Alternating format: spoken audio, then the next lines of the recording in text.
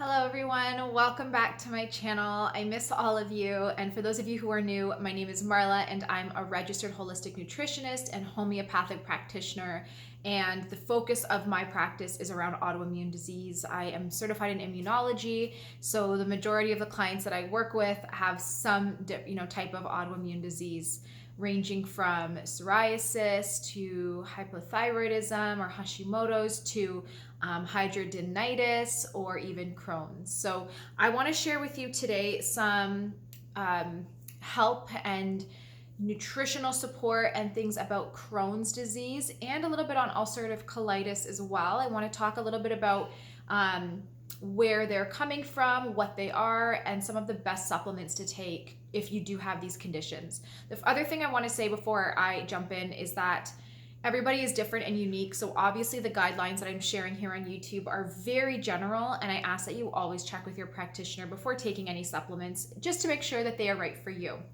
So just to explain, I guess, a little bit of the difference between Crohn's and ulcerative colitis is that Crohn's is a major inflammation of more so the large intestine, but also sometimes the small intestine.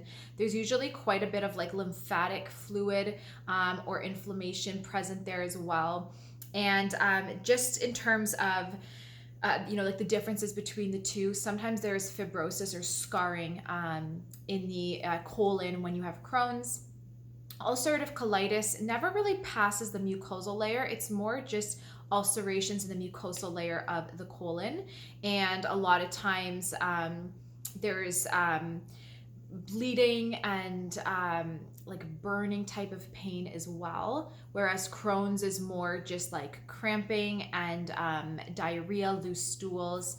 So there are definitely overlaps between the two conditions. Those are just a very brief summary. There's a lot more specifics with each that I don't want to get into in this video, or it will be super long. I do have some notes here so I can just stay on track and kind of get through all the points without forgetting anything. So I will be looking down. Hope that's fine with you guys.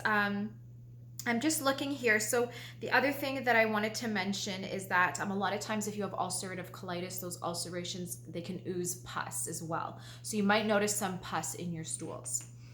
Okay, so the I guess etiology of these two different conditions, they are quite similar. So the etiology is unknown, but we do know that a host of things could trigger a flare-up or these conditions to come about. So the first thing is genetics. A lot of times you can have certain genetic SNPs that make you more susceptible to developing, autoimmune conditions. And then also there's also genetic SNPs that make you more susceptible to having specifically gut health issues. And so if that is you compared to the average person are more likely to develop some type of inflammatory bowel disorder or colon inflammatory disorder.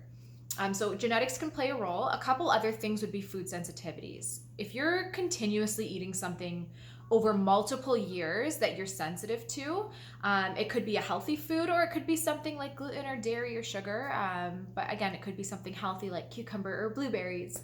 But if you're eating something that you're sensitive to, and you obviously don't know you are, and you're eating it over and over again, and you're having this constant exposure, you're creating really, really high levels of inflammation in your intestinal system. Your body will create antibodies against certain foods, and if these are continuously being introduced to the immune system, your immune system is going to mount an attack every single time you eat this food, and this attack is inflammatory and it's happening in the colon.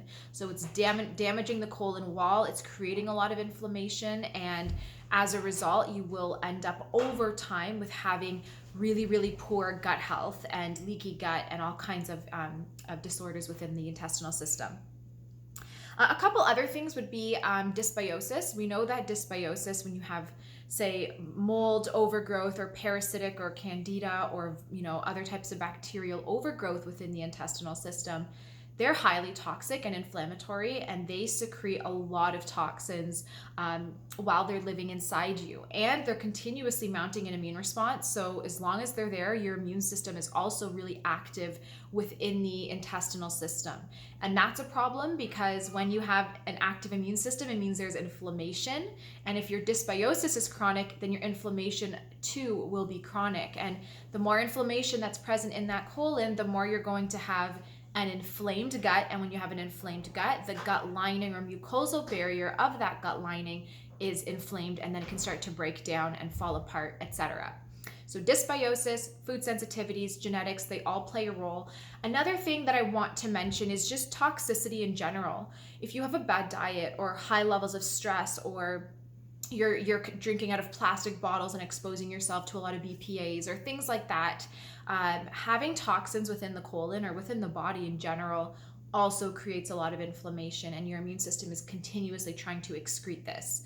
So that can create inflammation within the colon. And again, remember that when we have chronic inflammation, whether it's from dysbiosis or food sensitivities or toxins, etc., when there is chronic inflammation in the colon or any part of the body, our body will it's slowly making antibodies. It's making antibodies against something. And when you have an autoimmune developing, that's your body making antibodies against self-tissue. So just to give you an example, say you have a parasite in your intestinal system and your immune system comes in and it tries to eradicate that. It's going to take a fragment of that parasite, and it comes back. We have what we call dendritic cells. So dendritic cells come in, they'll take a little fragment of a parasite, and a fragment, it's like microscopic, and they go and present this fragment to the immune system, to your T and B cells. And then your immune system will create an army and have all these antibodies produced so that this army knows to go and attack that parasite and get rid of it. The problem is that when we have toxins, parasites, other bacteria that our immune system is taking fragments of, it's also getting fragments of our self-tissue in the process. So as it's pulling a fragment of a parasite, it's also getting a little bit of a fragment of your colon or any other part of the body. And what will happen is now when your immune system is mounting a response and creating antibodies to this parasite, it's also doing the same to your self-tissue. So now your body has this alert to go and attack this self-tissue. It's got antibodies to it, and this is how autoimmune starts. Your body will come in and get rid of the parasite, sure, but it's also attacking your self-tissue. And now anytime there's any reason for inflammation in the colon, again, food sensitivities, maybe toxins or dysbiosis, it's mounting this immune response, and your immune system now has that memory, those memory cells that are against your self-tissue. So anytime there's inflammation, your immune system says, oh, let's attack this, this, and this. And your colon, in this case, in the case of Chrons and ulcerative colitis, is in there. It's part of that memory cell. So your body now understands to attack itself. And this is how autoimmune works. I hope that makes sense and isn't confusing. It's a really just quick way to explain how your body would actually attack self-tissue, how it makes antibodies. It's taking fragments, and then it sends in this army to go and attack. So when you're in a Crohn's flare, an IBD flare, any type, that's your body coming in with memory cells. It's remembering attack self-tissue, and it's attacking your colon. So there's always immune dysregulation, and you have to have immune modulation as part of your protocol against Crohn's or any type of IBD. You definitely want to not just eradicate dysbiosis and work on food sensitivities, but you have to modulate the immune system and calm that down. So working with a practitioner who understands immunology and how to do that is important. So those are some things. The last thing that I want to really touch on before I go into the rest of the video and topics is that a lot of times there's poor vagal tone. So our vagus nerve is the nerve that connects our gut and our brain together.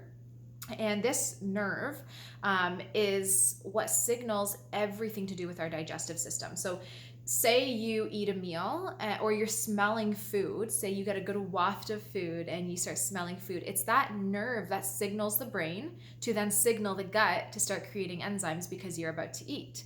So everything that happens, it's to do with this gut-brain connection. And when this gut-brain connection gets damaged over time and you end up getting poor vagal motor outflow or signaling, then you're not getting this proper response from the gut and the brain. So what starts to happen is your digestion slows down, your peristalsis, which is that motion of the intestines that pushes stool and bacteria and everything else through the intestinal system, gets diminished and isn't as effective. You end up getting dysbiosis because there's no anti-inflammatory mechanism from the vagus nerve anymore. So there's a lot of side effects as a result of that. And when I work with clients who have any digestive issues or things like Crohn's, I always will address the vagus nerve at some point and get that to re-stimulate it. I have a video on this channel already talking about vagomotor outflow, so you guys can check that out, but that is definitely something to consider as well. So those are some of the causes that could trigger Crohn's to develop, or at least a Crohn's flare or ulcerative colitis flare. There's a lot more things, but this is just the very basic that I wanted to touch on. And now I want to go into, again, some signs and symptoms, just very briefly. Everything in this video is very general. There are always more specifics, but that's based on an individual. And obviously when we're on YouTube, everything's going to be more generalized. So just bear with me, but I'm going to just list off a couple signs or symptoms of Crohn's and or ulcerative colitis. So you're going to usually have abdominal pain. That's usually the first symptom. People complain that there's pain. That's a sign of inflammation. You also probably will experience some bit of like bloody stools or watery diarrhea. A lot of times with Crohn's, if you're having diarrhea, it's like a liquid, and it's sometimes foamy or very mucousy. If there's a lot of mucus or gel like substance in your stool, that's usually the intestinal lining, a coating of your mucosal lining being eliminated. Sometimes you'll see diarrhea with mucus and or pus. A lot of times you'll have fever. There's very often weight loss, and it's usually pretty drastic weight loss, like a lot of weight loss over a short period of time. You're going to have you'll have increased urge to pass a bowel movement. Even though there might be nothing physically coming out, you'll have that urge, and sometimes it can be extreme, like 20 times a day. A lot of times there's rectal bleeding and or fissures. And then you'll also pair it with other things. Like you'll notice that there's liver, kidney toxicity or issues. You might see eye issues. Sometimes you'll end up with a skin issue because where there's a lot of inflammation in the colon, it directly impacts the skin. What else? Oh, and a lot of times, sorry, that's a plow going through the street. Here in Canada, we have quite a bit of snow right now. So a lot of times there will be celiac disease or some type of allergy or sensitivity to dairy, wheat, and or sugar or yeast.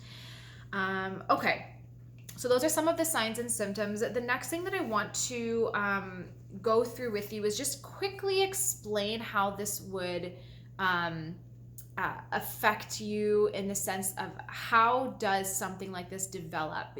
I want to give you guys like a little outline or map without making this video too long. So very briefly, Crohn's ulcerative colitis, they can develop in many different ways. Okay, so again, this is a very generalized video, and I hope that you guys still go and check with like a practitioner or something before take this video, and don't just run with it. Go check with a practitioner and try to find a little bit more information for yourself in regards to you specifically. But what might typically happen is, say, when somebody has an autoimmune, it doesn't develop quickly. It develops over many, many years of what I call abuse to the system. So toxicity, inflammation, etc.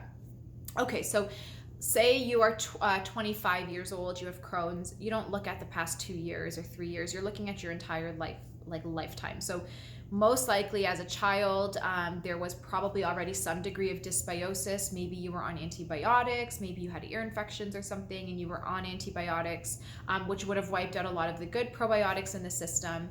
And then you over time have a deficiency of good probiotics and you get an overgrowth of the bad. So typically at some point in your life, dysbiosis would form for the most part.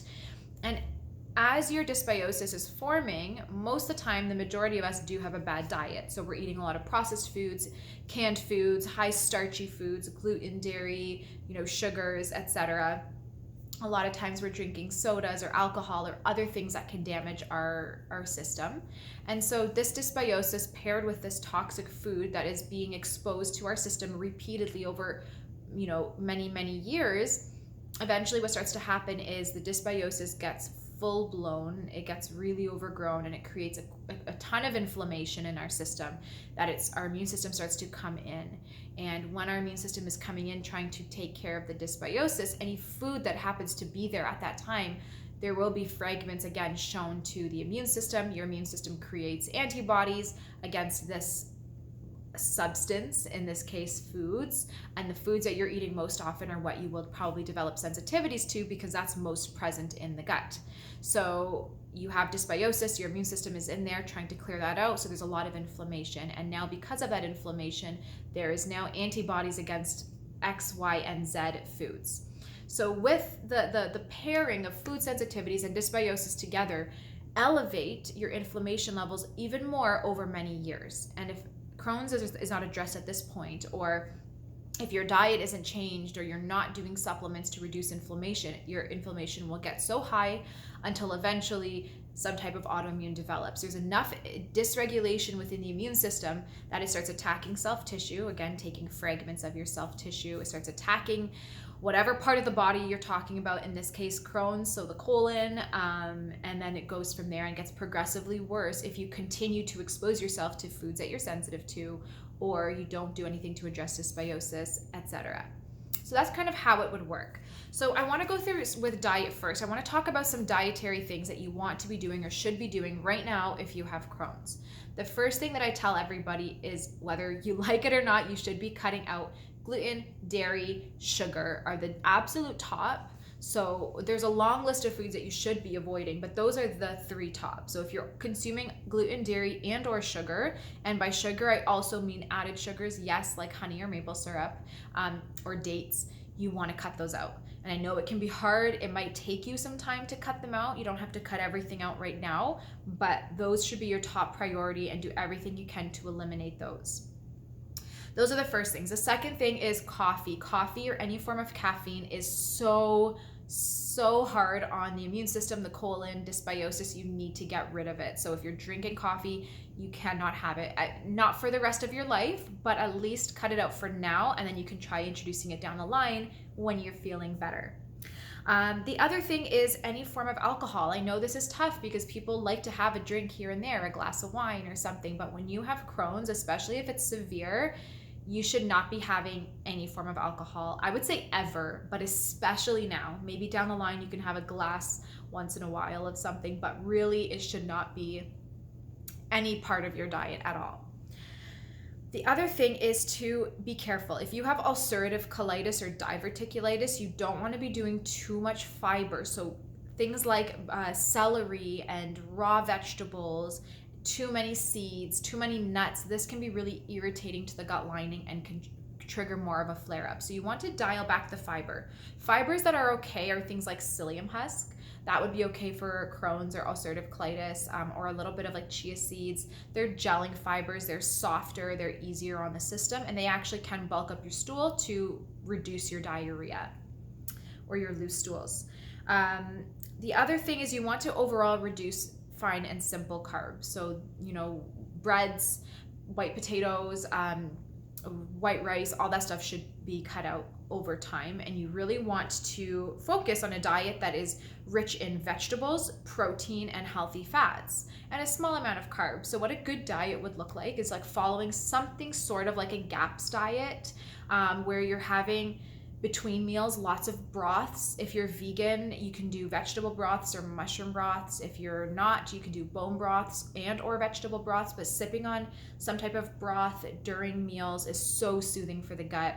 Something with gelatin is even better, as gelatin can coat the gut lining, but your actual meals would be softer things like a buckwheat porridge, or chicken with a side of avocado, or steamed vegetables with some wild caught fish. So something that is soft, easy to break down, is not going to scrape the colon or cause any kind of inflammation, but also that is whole foods and alkaline.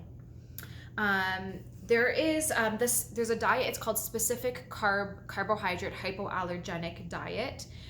This type of diet you can look into on Google, but essentially you're eliminating like lactose, starches like grains and potatoes, refined carbs, sugars like sucrose, even maltose, which are like a sugar alcohol, and yeast. You also in the early stages when diarrhea is very active, you would want to avoid all raw fruits and vegetables, which would aggravate the colon. So this is known as the specific carb hypoallergenic diet, very similar to GAPS in the sense that you want to cook everything, you don't want anything raw, you want soothing foods, broths, not too many starches or anything like that. So very similar diet there. Another thing is you want to have a lot of wild caught fish. Don't eat fish if it's not wild caught because it's quite toxic, but if you can get wild caught, you want to do that because you're going to get a lot of omega-3s, which are really important for the immune system and for inflammation. Cold water fish like tuna, salmon, or even things like mackerel, sardines are loaded with omega-3s, so you want to consume plenty of that. And again, you're avoiding raw foods. So raw foods like celery juice, salads, things like that, avoid those, steam or roast everything because raw foods will irritate a flare-up. Okay, so that's roughly what diet should be like. So you guys can each plan your own diets. I do have some meal plans on my website. I will link below if you guys are interested. They're gluten, dairy, sugar, free, yeast-free, nightshade-free, peanut-free, anti-inflammatory, and alkaline. That being said, they do contain some raw things, so you guys can look at the meal plans and pick and choose some meals that you like if you're interested. But overall, again, nothing raw, just really soft foods, broths, soups, smoothies, things like that. So supplements, what can we do? This video is already 20 minutes, so I got to end it soon, but I want to give you guys a lot of information. So in terms of supplements, the first thing is probiotics. Now, again, probiotics might irritate you in the beginning, so always do a small dose, like 5 billion or even less, and then increase slowly from there. Or check with your practitioner to make sure it's right for you. So, but probiotics are amazing. The thing is ulcerative colitis and Crohn's are very often large intestinal issues. And so that's where the majority of our probiotics are. And by flooding our large intestine with good probiotics, it can really, really help. What I do with my clients is if they come to me with Crohn's, I do give them a high dose probiotic, like a 500 billion CFU probiotic. I will link the one I like down below. It's the most potent one on the market. However, do not ever start with that high dose right off the bat. You got to work your way up. But a lot of times just giving that many probiotics can improve Crohn's drastically. But always work with a practitioner. The next thing is L-glutamine. This is a supplement that everybody will get if they're a client of mine and have any kind of gut inflammation. L-glutamine is the #1 amino acid used by the body to rebuild up the cell lining. So you need to have plenty of it. It is highly anti-inflammatory. The other thing are essential fatty acids. So you don't want to do like just fish. You want to probably try to get some kind of supplement in. I like some type of cod liver oil. In my opinion, Genestra is the purest out there. They test for heavy metals, for toxins, for everything, and they're really, really pure. And they're not heated or anything to ruin the antioxidant status in the omega-3s. You also want to do, I'm just looking at my list here. Okay, so the one thing actually with Crohn's and ulcerative colitis is usually you can't absorb nutrients. You're really nutritionally depleted because your digestive system is so inflamed, you're not absorbing what you're eating. So I would suggest an enzyme. There are many on the market. I like probably something like a bile, like an ox bile, and or some type of pancreatic enzyme. So there's a supplement called pancreatin from Genestra that I really like to use, but you guys can use, whatever you would like. But taking some kind of enzyme can really help you absorb some of the food you're eating. You also want to do a high quality multivitamin. So when you're, again, having Crohn's or something like that, you're really deficient and you need to replenish vitamins and minerals in the body. So a multivitamin is great. You want to do one that's autoimmune friendly. So one that doesn't have folic acid and other things in there. I like the Pure Genomics multivitamin or Pure Response multivitamin. I'll link them down below. They're MTHFR friendly. They're great for people with autoimmune diseases because of the nutritional profile is specific for that. So I would suggest something like that. A couple other things that you want to do if you have Crohn's is do like a vitamin E. That can be really, really helpful. And then also things like MSM, like some kind of sulfur compound. I actually prefer a glutathione for Crohn's. I find that it's great because it helps the liver, it helps your body detoxify, reduce inflammation. It's a sulfur component. So that can be something, great, or an N-acetylcysteine as well. But with these supplements, you also want to pair it with a practitioner, work with a practitioner, but pair it with some type of antifungal cleanse while supporting your liver and kidneys.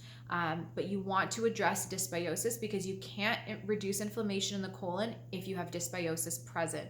So these supplements that I'm mentioning to you are basic to help you feel a little bit better, but you want to pair it with antifungals and with liver and kidney supplements. I do have a candida video on this channel, a few actually. I do have some liver and kidney videos as well, but I think in the case of Crohn's, homeopathics are probably the best way to go because they're so gentle. But also a couple other things you want to add in are gelatin. I think that even if you're vegan, you should consider this supplement. It is so incredibly soothing for people with Crohn's or ulcerative colitis because it coats the digestive system. But you also could use things like marshmallow root or licorice root as well. Anything that's soft, like soothing and soft and can coat the lining of the intestinal system is really great. So those are some supplements that I would recommend. Slippery elm is probably one of my favorites as well. So you could do slippery elm or marshmallow or licorice root. You don't need to take all of them, but slippery elm is at the top of my list for anyone with IBS or IBD. It's a really anti-inflammatory herb for the intestinal system. Okay, so that's pretty much it. I think that's everything that I wanted to cover. So again, just remember that with Crohn's, there's dysbiosis usually, and there's also food sensitivity. So a couple things that you can do is go to a practitioner. First of all, if you would like to work with me, I do work with clients within Canada and or the US. I am not accepting new clients at this time, but I do have a wait list, and if you send us an email, my email is in the link below, you can get added to our wait list, and then we will reach out if there is an available appointment. But if you live outside Canada or the US, or you want to work with someone else, just get a practitioner who understands like autoimmune and get them to get you on a good diet, but also some type of dysbiosis protocol, and then also have them run a full panel food sensitivity test so you can see specifically what you're eating right now that's creating more inflammation in the body, and then cut those out for 8 to 12 weeks and then reintroduce them slowly and see how you feel. Okay, so that's everything. There's a lot more specifics. When I work with clients, we do immune modulation. So I do things to modulate the immune system and down-regulate the overactive immune system, but those are really specific to the individual. So I can't recommend them in this video, like safely, because they're not for everyone. And depending on the imbalances that you have, you need to be on different supplements. But immune modulation is really important to stop the immune system from attacking your gut lining.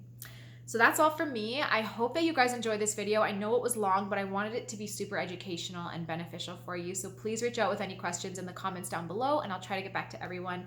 Thanks so much for taking the time to watch this video. I love you all, miss you all, and I will talk to you soon. Bye.